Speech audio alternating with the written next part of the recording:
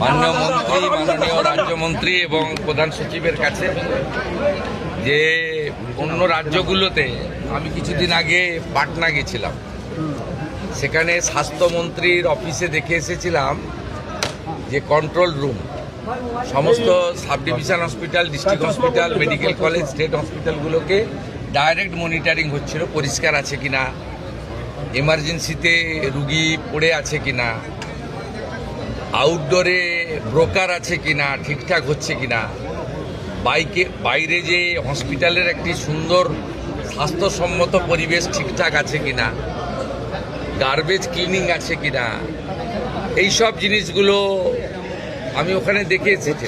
আমি মাননীয় মন্ত্রী, মাননীয় রাজ্যমন্ত্রী এবং প্রধান সচিবকে বলেছিলাম যে এখানে একটা এরকম বানানো। এরা পুরোটা এখনও রেডি হয়নি, ইট উইল টেক টাইম, আরও 1 মাস লাগবে।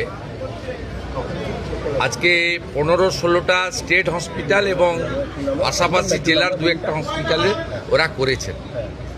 আমি কিছু সাজেশন দিয়ে গেছি, মাননীয় মন্ত্রী নোট করেছেন, প্রধান সচিব নোট করেছেন। আমি এটাকে 30শে জুলাইয়ের মধ্যে বলেছি সাব ডিভিশন লেভেলে নামিয়ে দিতে এবং কিচেন পর্যন্ত মনিটরিং করতে, বাইরে পার্কিং এবং যেখানে আমাদের ফেয়ার প্রাইস সব রয়েছে, আগামী দিনে জনঔষধি কেন্দ্র হবে, সেই জায়গাগুলো ঠিকঠাক করে দেখতে। ওয়ার্ডের ভিতরে কিছু রেস্ট্রিকশান রয়েছে হেলথ গাইডলাইনে, রুগীদের দেখানো যায় না, কিন্তু মেঝেটে যে পরিষ্কার আছে কিনা দেখানো, বা আমাদের এমার্জেন্সিতে কোনো রুগী পড়ে আছে কিনা, একটা হসপিটালের যে পরিবেশ এবং যে পরিষেবা, এই দুটো ঠিকঠাক করার জন্যই একটা মনিটরিং দরকার আছে। এটা তারা করতে পারবেন। আমি ইনিশিয়ালি স্টেট হসপিটালগুলোতে যেটা দেখেছি, আমার পরিচ্ছন্নতা দেখে ভালো লেগেছে এবং আউটডোরগুলোতে একটা সিস্টেমে ডিসিপ্লিন ওয়েতে কিউ মেনটেন করে যেভাবে এন্ট্রি হচ্ছে বা তাদের চিকিৎসা হচ্ছে, এটাও ইনিশিয়ালি ভালো লেগেছে। এবং এটা আপনাদের জেনে রাখা দরকার, এটা মাননীয় মুখ্যমন্ত্রী বা মন্ত্রীদ্বয়ের সাডেন ভিজিট ছিল।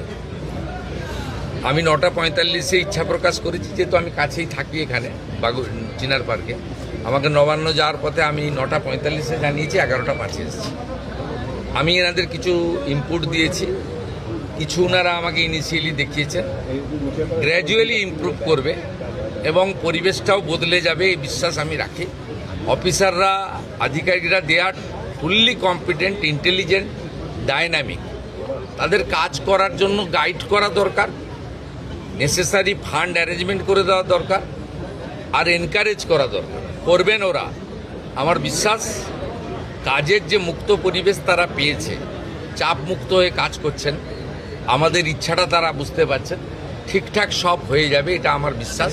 আমি চাই আগামী দিনে 54 টাকা মাত্র 3 বেলা খাওয়ারে ছিল, 110 টাকা এই সরকার করে দিয়েছে। খারাপ খাওয়ার, দুপুরেও কুমড়ো, রাতেও কুমড়ো, কুমড়ো খারাপ নয়, আমরাও খাই, কিন্তু ওই যে বললাম এত নিম্নমানের খাওয়ার, এগুলো তো ওভারলুক করা হয়েছে। 17 সালে লাস্ট খাওয়ারের টাকা রিভাইজ করা হয়েছিল, 17 আজকে 26-এর অর্ধেক হয়ে গেছে, 27 সাল আসতে যাচ্ছে। এইটা আপনার বাড়িতেও তো জিনিসপত্র বাজারে কিনতে যান, সেই জিনিসপত্রের দাম বেড়েছে। এই প্র্যাকটিক্যাল থিঙ্কিংটা বিগত দিনে যারা পরিচালক ছিল তাদের ছিল না।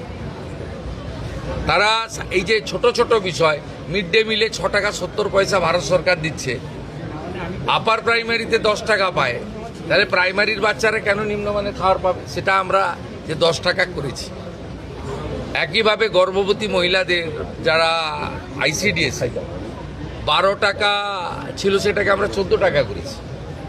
সেখানে আপনার 8 টাকা ছিল আইসিডিএসের, একদম ছোট শিশুরা যায় যারা স্কুলে যায় না, 5-এর নিচে, সেই শিশুদের খাওয়ারেও আমরা 8 টাকার জায়গায় 10 টাকা করেছি। আমাদের চিন্তা ভাবনাটা সবসময় প্রান্তিক এবং অর্থনৈতিকভাবে দুর্বল মানুষের জন্য আছে। কারণ কোনো নেতা মন্ত্রীর লোকেরা সরকারি হসপিটালে যায় বলে আমার জানা নেই, তারা প্রাইভেট হসপিটাল অ্যাভেল করে, বড় বড় আধিকারিকরাও তাই করেন, যারা হাই ইনকাম গ্রুপ। ন্যাচারালি এখানে যারা আসেন তাদেরকে পরিষেবা দিতে হবে এবং সব হসপিটাল থেকে দালাল রাজ মুক্ত করতে হবে এবং মানুষকে সুন্দর পরিষেবা দিতে হবে। এবং আমরা ভারত সরকার নাম দিয়েছে আয়ুষ্মান মন্দির। মন্দিরে যেমন পবিত্রতা থাকে, শুদ্ধতা থাকে, স্বচ্ছতা থাকে, একাগ্রতা থাকে, সেবাপরায়ণতা থাকে, সেই ভাবটা স্বাস্থ্য কেন্দ্রগুলোতেও আসবে। এই লক্ষ্য নিয়েই কিন্তু এখানে আমরা কাজ করছি।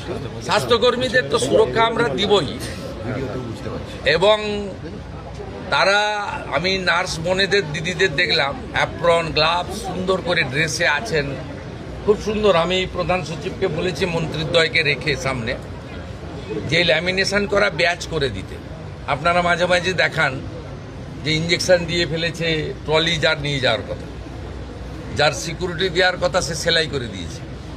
এইটাকে সেগ্রিগেট করার জন্য, চিহ্নিত করার জন্য বা আলাদা করার জন্য বিভিন্ন স্তরে বিভিন্ন কালারের ল্যামিনেশন করা ব্যাচও চালু করতে বলা হয়েছে।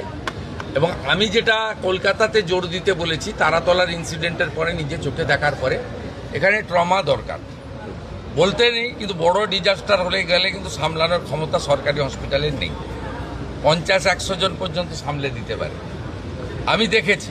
তাই অন্তত 250 জনকে মানে 1 মিনিটে প্রাইমারি পরিষেবা দিতে পারেন এমন একটা ট্রমা সেন্টার বানানো উচিত।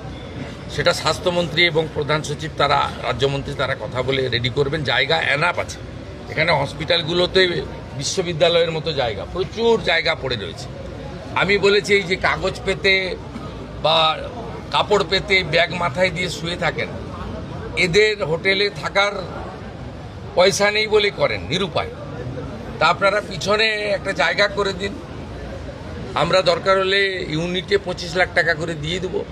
আপাতত আপনার পাইপের লোহার যেগুলো আছে সে সেট বানিয়ে ভালো করে মেজে দিয়ে একটা কমন ইউরিনাল ল্যাট্রিন দিয়ে ফ্যানের ব্যবস্থা করে এটাও করতে পারেন, এটাও আমরা বলেছি। বার্ন ইউনিটে আমরা একটু উইক আছি, এসএসকেএমে 60টা আছে, আরও কোয়ালিটি ইমপ্রুভ করতে হবে, আরও ভালো আমাদের ডক্টরবাবুদের দিতে হবে, মানে হাই স্কিল ডক্টরবাবুদেরকে বার্নের ক্ষেত্রে জোর দেওয়া দরকার রয়েছে। এই কিছু কিছু বিষয় এই 1.5-2 মাসে আমার যা অভিজ্ঞতা আছে বলেছি, এরা করতে পারবে আমার বিশ্বাস রয়েছে। এসএসকেএম ইতিমধ্যে 100 বেড বাড়ানো হয়েছে, এখনও 300 শর্টফল হয় বলে আমার মনে হয়েছে। শর্টফল মিন্স কিছু রোগীকে তো কালকেই ওটি করা উচিত ছিল, 10 দিন পরে টাইম দিচ্ছে ক্যাপাসিটি কম থাকার জন্য। আমরা যদি আরও 200-250 সিট বাড়াতে পারি, 350 ছিল, আমরা আসার পরে 100 বাড়িয়েছি। 250 সিট পুজোর আগেই আরও বাড়ানোর ব্যবস্থা আমরা করছি। আইসিইউতে মাত্র 112 করে আছে, এটাও অন্তত 200 হওয়া উচিত। তাহলে আইসিইউ নিয়ে মানে ওজোর আপত্তি, অনুরোধ, বাধ্য হয়ে প্রাইভেট হসপিটালে যাওয়া, এটাও কমবে। এই অনেকগুলো আপনার ওই কন্ট্রোল রুমটা নিয়ে যাচ্ছে, এই কন্ট্রোল রুমটাকে লাইভ মনিটর এই জন্য করা হয়েছে যাতে কোনো দালাল, যাকে আজকে সকালে ওখানে দেখা গেছে, কাল সকালে দেখতে না পাওয়া যায়। এটা একটা বড় উদ্দেশ্য কিন্তু ব্রোকারদের হাঁটানো। রুগী কখনো 2 দিন পর পর যাবে না ব্লাড টেস্ট করতে, রুগী কখনো আলট্রাসোনোগ্রাফি করতে পরপর 2 দিন যাবে না, তাহলে চিহ্নিত হয়ে যাবে একটা লোক যে সোমবার সকালেও দাঁড়িয়ে আছে, মঙ্গলবারও দাঁড়িয়ে আছে, বুধবারও দাঁড়িয়ে গেছে। আপনাদের আমি চলে যাওয়ার পরে এটা দেখুন ফুল পেজেড হয়নি, কিন্তু ইনিশিয়ালি এটা স্টার্ট হয়েছে, মানে মর্নিং শোজ দ্য ডে। আমি বলবো যে সুপ্রভাত, ভালো হবে। প্রাইভেট হাসপাতালে মিনিস্টার হেলথ মিনিস্টার বলেছিলেন যে একটা সিট রিজার্ভ রাখতে হবে, বেড রিজার্ভ রাখতে হবে, যেটা যারা দুর্বল মানুষ তাদের জন্য সংরক্ষণ। আপনাকে ক্ষেত্রে বলি শুনুন, ডাক্তারবাবু তখনও জয়েন করেননি ক্যাবিনেটে। আমি একটা মিটিং করেছিলাম এসএসকেএমে, সেখানে প্রধান সচিব সহ সকলকে আমি বলেছিলাম যে আমার জানা আছে, আমি দীর্ঘদিন ধরে এখানকার ল মেকার, পাবলিক রিপ্রেজেন্টেটিভ, আমার জানা আছে যারা বিগত সরকারের কাছ থেকে, মানে বিগত 15 বছর সরকার কোনো হসপিটাল প্রাইভেট করেনি, তার আগে যারা সরকার করেছেন বিধানচন্দ্র রায়ের সময় থেকে জ্যোতিবাবুর সময় পর্যন্ত যে জায়গা সরকার দিয়েছে, কেনা জায়গায় কিন্তু এগ্রিমেন্ট নেই, যে জায়গা সরকার দিয়েছে 1 টাকাতে, সেই টাকাতে পরিষ্কার লেখা ছিল যে 15% বেড তারা ফ্রিতে গরিব মানুষকে দেবে, কিন্তু এটা মেনটেন হতো না।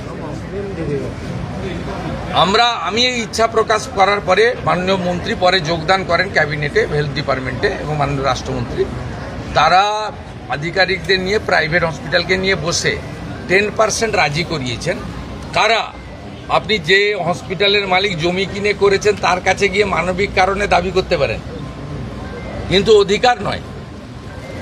আপনার যাদের সরকারি জমিতে যাদের প্রাইভেট হসপিটাল তৈরি হয়েছে, দে আর বাউন্ড।